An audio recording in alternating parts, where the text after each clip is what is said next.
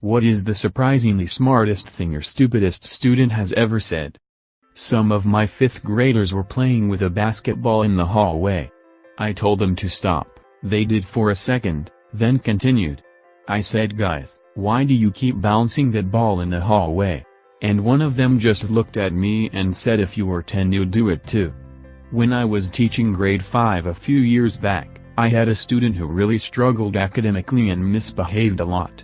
During one of his punishments, which was washing dishes with me from our morning breakfast time, I straight up asked him why he kept getting into trouble. The boy admitting that he just knew that if he misbehaved he would get to spend time with me one-to-one, and we would talk about life and his hobbies and such. I found out later on that his father had been incarcerated for pretty much the entirety of the boy's life. So, the stupidest and most misbehaved kid in the class was actually just playing the system the whole time, and really just needed a positive male role model in his life. After that, I told him he didn't need to act up in order to spend time with me. He could just ask for extra responsibility and I would give it to him. He was, mostly, better behaved after that. I miss him, a lot. I'm teaching English as a foreign language and one of my students hasn't been attending for a year. When he finally came, I gave him an essay to write. He wrote it in perfect German because he thought that we were studying German. The guy had been learning German all year long only to learn that we were studying English. This is both the smartest and the stupidest thing I can imagine. He a little confused, but he got the spirit. I don't know if this counts, but I was teaching a public speaking class. It was mostly 9th grade. They were all nervous about their first big speech, and I tried to ease their nerves by saying, "I promise giving a speech won't kill you." Then, some kid shouted, "Do you know how many people in history have died while giving a speech?" I mean, he had a point. Probably my favorite answer in the thread. I teach 1st grade, so many not as dramatic as other replies.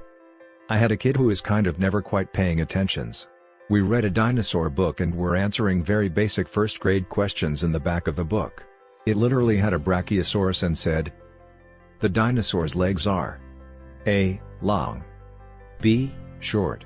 He pretty much got stuck here and didn't move on.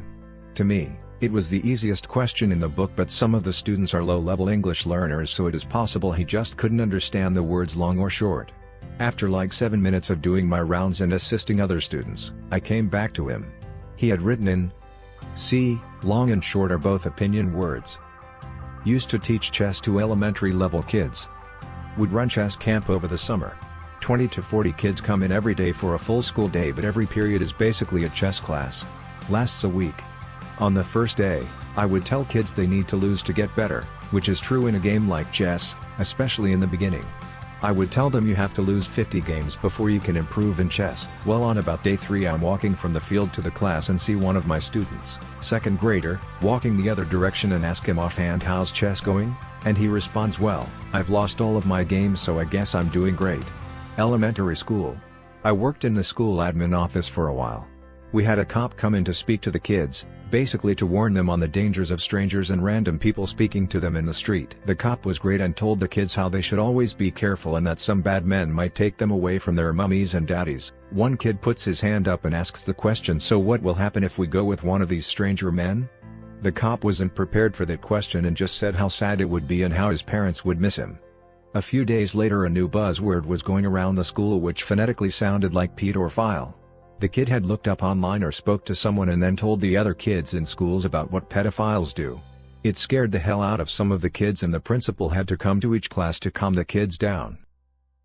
Me, how do you know if something is alive? Them, if you can kill it.